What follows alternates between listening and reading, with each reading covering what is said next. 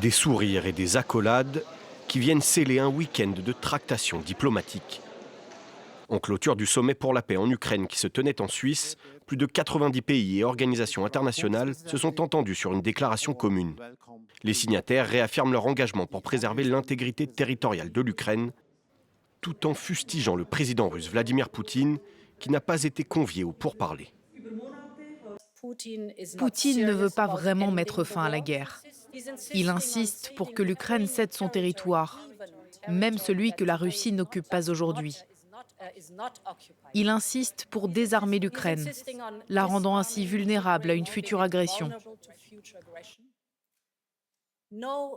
Aucun pays n'accepterait jamais ces conditions scandaleuses.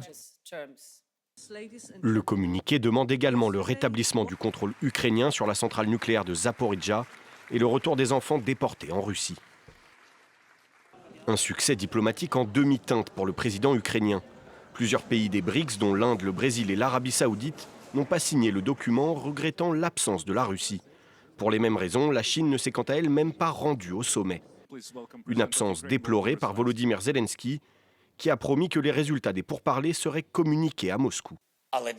Pour nous, le résultat est la chose la plus importante. Le résultat, c'est la fin de cette guerre.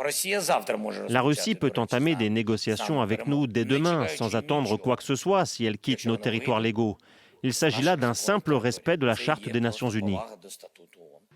Vendredi, Vladimir Poutine a déclaré que la Russie ne mettrait fin au conflit que si Kiev cédait 4 provinces revendiquées par Moscou et renonçait à rejoindre l'OTAN.